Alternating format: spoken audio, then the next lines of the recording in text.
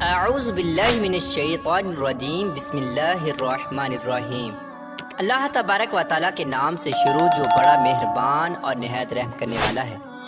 پیارے دوستو، آج کی اس ویڈیو میں کائنات کے سب سے بڑے بدبخت اور کافر کے بارے میں آپ کو بتائیں گے، یعنی فرعون کے بارے میں، کہ فرعون کون تھا اور کس کی اولاد میں سے تھا، اور فرعون کو فرعون کیوں کہا جاتا ہے، اور فرعون مصر کا بادشاہ بننے سے پہلے کون سا کام کیا کرتا تھا، اور یہ فرعون مصر کا بادشاہ کیسے بنا، اور فرعون نے خدائی کا دعویٰ کرنے کے لیے بنی اسرائیل کے مسلمانوں کو کس طرح جانوروں جیسا جاہل بنا دیا تھا، اور پھر کس طرح فرعون نے خدائی کا جھوٹا دعویٰ کیا اور کس طرح یہ مصر کا جھوٹا خدا بنا۔ پیارے دوستو، ان تمام تر سوالات کے جوابات قرآن و حدیث کی روشنی میں آج کی اس ویڈیو میں ہم آپ کو بتائیں گے، لہٰذا آپ سے گزارش ہے کہ ہماری اس ویڈیو کو اینڈ تک ضرور دیکھیے گا۔ پیارے دوستو، وہ فرعون جس کا ذکر قرآن پاک میں ملتا ہے، جو حضرت موسیٰ علیہ السلام کے دور میں پایا جانے والا فرعون تھا، اس کا نام ولید بن مصعب یا مصعب بن ریان تھا۔ بعض مورخین نے اس بدبخت کا نام کابوس بھی تحریر کیا ہے۔ پیارے دوستو، فرعون بدبخت کا تعلق قبیلہ قبطیہ سے تھا اور اس کی عمر 400 سال ہوئی۔ پیارے دوستو، اس 400 سال کی عمر میں نہ تو یہ کبھی بیمار ہوا اور نہ ہی کبھی اس کے سر میں درد ہوا اور نہ ہی کوئی دشمن اس پر غالب آیا۔ پیارے دوستو، اس کا چہرہ تانبے کی طرح چمکتا تھا، اسی وجہ سے یہود و نصارہ اس کو کابوس کہا کرتے تھے۔ فرعون بادشاہ بننے سے پہلے محنت مزدوری اور تجارت کیا کرتا تھا۔ ایک دن یہ محنت مزدوری سے تنگ آ کر بازار کی طرف نکلا اور وہاں پر اس کی ملاقات حامان سے ہوئی۔ دیکھتے ہی دیکھتے ان دونوں بدبختوں کی ملاقات دوستی میں بدل گئی۔ چنانچہ اس وقت یہ دونوں ملعون کام کی تلاش کے لیے شہر کی طرف روانہ ہو گئے، اور ان دنوں میں شہر کے اندر خربوزے کی خرید و فروخت کا کام زیادہ تھا۔ اس طرح یہ دونوں بدبخت ایک خربوزے والے کے پاس گئے اور اس سے کام مانگا۔ چنانچہ اس وقت خربوزے والے نے ان دونوں سے کہا کہ میرے خربوزے لے جاؤ اور بازار جا کر بیچ آؤ۔ جب یہ مال تم دونوں فروخت کر لو گے تو میں تم دونوں کو کھانے کے لیے دوں گا۔ اس وقت خربوزے والے کی یہ بات سن کر فرعون نے حامان سے کہا کہ تم یہیں ٹھہرو اور میں یہ خربوزے لے جاتا ہوں اور بازار میں فروخت کر آتا ہوں۔ چنانچہ ایسا ہی کیا گیا۔ فرعون وہ خربوزے لے کر شہر کی طرف چلا گیا اور وہاں جا کر فرعون نے دکانداروں سے خربوزے خریدنے کا کہا۔ اس وقت دکانداروں نے فرعون سے کہا کہ ہم تو سودا ادھار خریدتے ہیں اور بیچنے کے بعد اس کی رقم ادا کرتے ہیں، اور یہاں کا یہی دستور ہے۔ چنانچہ دکانداروں کی یہ بات سن کر فرعون تھوڑی دیر کے لیے خاموش ہو گیا، اور پھر اسی وعدے پر وہ سامان فروخت کر کے واپس چلا آیا، اور واپس آ کر خربوزے کے مالک سے کہا کہ مجھے یہ کام اچھا نہیں لگتا۔ اتنا بول کر فرعون وہاں سے چلا گیا۔ اب فرعون کو کسی اچھے کام کی تلاش تھی جس سے فرعون زیادہ سے زیادہ مال و دولت اور روپیہ پیسہ کما سکے۔ اس کے بعد فرعون بادشاہ مصر کے دربار کے اندر چلا گیا اور اس کی خدمت میں جا کے درخواست پیش کر دی کہ میں بہت دور سے آیا ہوں اور میں بہت غریب ہوں اور مجھے کسی کام کی تلاش ہے، اور میں کھانے پینے سے بھی عاجز ہوں۔ برائے مہربانی اپنی سلطنت مصر کے اسی شہر میں بطور فدوی مجھے کوئی کام دے دیا جائے اور اس غلام کو اس جگہ پر مامور فرما کر سرفراز کیا جائے۔ چنانچہ اس وقت فرعون کی یہ بات سن کر مصر کے بادشاہ نے فرعون سے کہا کہ تو کون سا کام چاہتا ہے؟ چنانچہ بادشاہ کی یہ بات سن کر فرعون بولا کہ مجھے مصر کے قبرستان کی دروگی دے دی جائے، اور اس کے بدلے میں کچھ رقم فدیے کے طور پر میں شاہی خزانے میں جمع کروایا کروں گا اور باقی رقم اپنے پاس رکھا کروں گا، اور میری اجازت کے بغیر مصر کے اس قبرستان میں کوئی بھی مردہ دفن نہ ہو۔ یہ بات سن کر اس وقت کے بادشاہ مصر نے فرعون کو مصر کے قبرستان کی دروگی دے دی۔ چنانچہ اس طرح مصر کے قبرستان کی دروگی ملتے ہی فرعون بہت خوش ہوا اور خوشی خوشی قبرستان کے دروازے پر جا کر بیٹھ گیا اور انتظار کرنے لگا کہ اب کون آتا ہے جو اپنے مردوں کو دفن کرتا ہے۔ پیارے دوستو، قضائے الہی سے ایسا ہوا کہ اسی سال مصر کے اندر ایک خوفناک وبا پھیل گئی، جس کی وجہ سے مصر کے بہت سارے لوگ مرنا شروع ہو گئے۔ فرعون نے جب یہ دیکھا تو اس نے ہر لاش کے بدلے ان کے وارثوں سے ایک ایک سونے کا درم لینا شروع کر دیا، اور اس طرح تھوڑے ہی دنوں میں فرعون کے پاس بہت زیادہ مال و دولت اور روپیہ پیسہ جمع ہو گیا اور فرعون امیر ہو گیا۔ اتنا زیادہ مال و دولت آنے کے بعد فرعون نے یہ سوچا کہ کیوں نہ مصر کے تمام قبرستانوں کو اپنے انڈر کر لیا جائے۔ لہٰذا فرعون نے ایسا ہی کیا فرعون نے مقربان بادشاہ کو کچھ پیسے دیے اور تمام مصر کے قبرستانوں کی دروگی اپنے ہاتھ میں لے لیں۔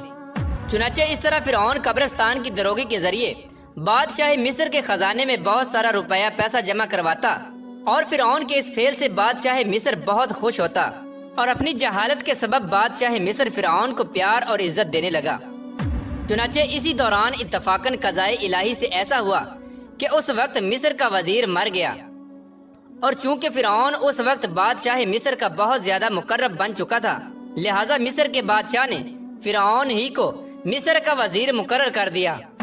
چنانچہ اس طرح اقتدار ملتے ہی فرعون اقتدار کے نشے میں بدمست ہو گیا، اور اس نے اپنے بدبخت دوست حامان کو بھی اپنے پاس بلا لیا۔ اس وقت فرعون اپنے دوست حامان سے کہنے لگا کہ میں چاہتا ہوں کہ میں خدائی کا دعویٰ کروں اور ساری مخلوق مجھ کو اپنا خدا مانے اور میری عبادت کرے۔ فرعون کی یہ بات سن کر حامان بہت حیران ہو گیا، اور حامان فرعون سے کہنے لگا کہ اگر تو خدائی کا دعویٰ کرنا چاہتا ہے تو سب سے پہلے بنی اسرائیل کی تمام مخلوق کو اپنے ہاتھ میں لے لو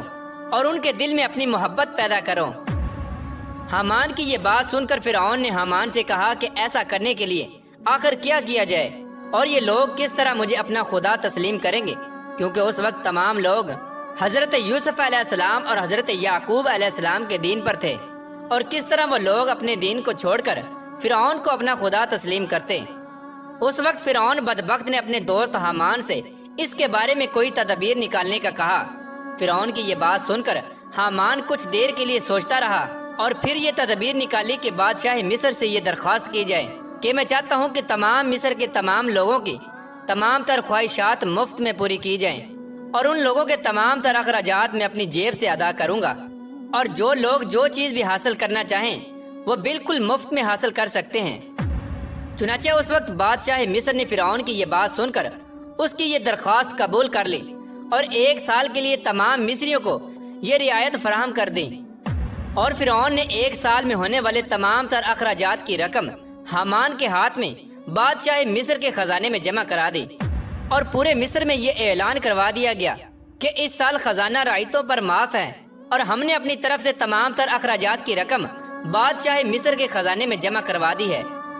اور مزید 2 سال کے اخراجات کی معافی کے لیے بھی ہم نے سرکار علی میں درخواست کی ہے، اور وہ بھی قبول ہو گئی ہے۔ چنانچہ فرعون کی یہ بات سن کر مصر کی تمام رعایا بہت خوش ہوئی، اور مصر کے تمام غریبوں اور مسکینوں نے فرعون کی ترقی کے لیے خوب دعائیں کی۔ چنانچہ ادھر مصر کی رعایا فرعون کے اس عمل پر بہت زیادہ خوش تھی، اور ادھر چند ہی روز بعد قضائے الہی سے مصر کا بادشاہ اپنی موت مر گیا۔ چنانچہ اس وقت اس مرنے والے بادشاہ کا کوئی بھی والی وارث نہ تھا جو اس کے تخت پر بیٹھتا اور اس کی بادشاہت کو سنبھالتا۔ اس طرح بادشاہ مصر کی تجہیز و تکفین کے بعد 3 دن تک عیادت ہوتی رہی، اور چوتھے روز تمام مصر کے لوگ، قاضی، مفتی، عالم، فاضل، امراء و غرباء، چھوٹے بڑے سب بادشاہ مصر کے دربار میں حاضر ہوئے، اور کہنے لگے کہ بادشاہ کے تخت پر کس کو بٹھایا جائے، کیونکہ ملک بادشاہ کے بغیر بے سروپا ہو گیا ہے۔ چنانچہ اس وقت مصر کے لوگوں نے فرعون سے یہ نیکی دیکھی تھی کہ فرعون نے 3 برس کا خزانہ مصر کے لوگوں کو معاف کروایا تھا، اور ان کے اخراجات کا 3 برس کا پیسہ اپنے پاس سے بادشاہ مصر کو دیا تھا۔ اسی لیے مصر کے تمام تر لوگ فرعون کے اس عمل سے بہت زیادہ خوش تھے، اور فرعون کی یہ خیر خواہی دیکھ کر مصر کے تمام لوگوں نے فرعون بدبخت کو مصر کے بادشاہ کے تخت پر بٹھا دیا، اور اس طرح فرعون بدبخت مصر کا بادشاہ بن گیا۔ اس وقت لوگوں نے یہ خیال کیا کہ فرعون بہت اچھا انسان ہے اور ہماری رعایا کا بہت زیادہ خیال رکھے گا۔ اس طرح جب یہ فرعون مصر کے وزیر سے مصر کا بادشاہ بنا تو اس وقت فرعون نے اپنے دوست حامان کو مصر کا وزیر مقرر کر دیا۔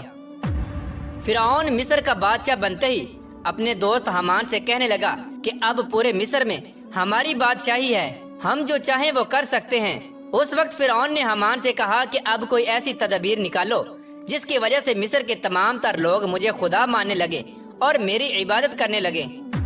اس وقت حامان بدبخت نے فرعون ملعون کو یہ مشورہ دیا کہ پہلے مصر میں یہ حکم جاری کیا جائے کہ مصر کے اندر جتنے بھی علماء اور فضلاء دین کی تدریس کر رہے ہیں وہ سب کے سب دین کی درس و تدریس کو ختم کر دیں، اور لوگوں کے درمیان اسلام کی تبلیغ کا یہ سلسلہ بالکل ختم کر دیا جائے، تاکہ آہستہ آہستہ تمام لوگ اپنے دین سے دور ہو جائیں اور اپنے دین سے بے خبر ہو جائیں اور آئندہ آنے والی نسل دین سے بے خبر اور جاہل پیدا ہو۔ چنانچہ اس وقت حامان کی یہ بات سن کر فرعون نے فوراً یہ حکم جاری کر دیا اور مصر کے اندر درس و تدریس کا سلسلہ ختم کر دیا گیا۔ اور فرعون نے مصر کے اندر یہ حکم جاری کر دیا کہ کوئی بھی شخص مصر میں درس و تدریس نہ کرے ورنہ اس کو قتل کر دیا جائے گا۔ فرعون بادشاہ کا یہ حکم سنتے ہی تمام لوگوں نے اس کے قتل کے ڈر سے درس و تدریس کا یہ سلسلہ فوراً ختم کر دیا اور مصر کے لوگوں نے بالکل لکھنا پڑھنا چھوڑ دیا۔ چنانچہ اس طرح درس و تدریس کا سلسلہ ختم ہونے کے بعد وقت گزرتا گیا اور وقت کے ساتھ ساتھ تمام لوگ جاہل بن گئے اور علم سے دور ہو گئے اور اپنے حقیقی خدا اللہ عز و جل کو بالکل ہی بھول گئے۔ اس وقت مصر کے لوگوں کی یہ حالت ہو گئی کہ وہ جانوروں کی طرح جاہل بن گئے۔ اس وقت فرعون نے یہ چال چلی کہ تمام مصر کے لوگوں کو یہ حکم جاری کیا کہ تمام مصر کے لوگ اپنے اپنے گھروں میں بت بنا کر اس کو سجدہ کیا کریں اور اس کی پوجا کیا کریں۔ چنانچہ فرعون کا یہ حکم پاتے ہی ایک قبطی قوم جو کہ کثیر تعداد میں تھے، انہوں نے بتوں کی پوجا کرنی شروع کر دی اور آہستہ آہستہ یہ بت پرستی بڑھتی چلی گئی اور یہ سلسلہ 20 سال تک جاری رہا۔ اور پھر اس کے بعد فرعون نے مصر میں یہ اعلان کروایا اور اس اعلان میں یہ الفاظ لوگوں کے کانوں تک پہنچائے جس کا ذکر قرآن پاک میں یوں ملتا ہے، جس طرح کہ اللہ تبارک و تعالیٰ قرآن پاک میں ارشاد فرماتا ہے، اور پس لوگوں کو جمع کیا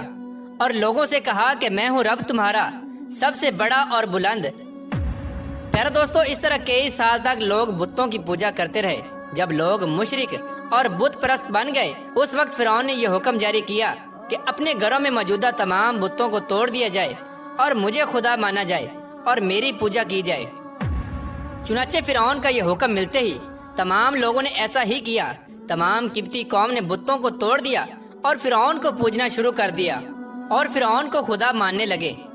لیکن قبطی قوم کے علاوہ دوسرا کوئی بھی فرعون کو خدا نہیں مانتا تھا۔ قبطی قوم ایک واحد ایسی قوم تھی جو فرعون کو اپنا خدا مانتی تھی۔ باقی تمام لوگ اللہ تبارک و تعالیٰ کی وحدانیت پر یقین رکھتے تھے اور اللہ تبارک و تعالیٰ کو اپنا خدا مانتے تھے۔ اسی وجہ سے فرعون قبطیوں پر بہت مہربان تھا اور بنی اسرائیل کے مسلمانوں پر طرح طرح کے ظلم و ستم کرتا تھا،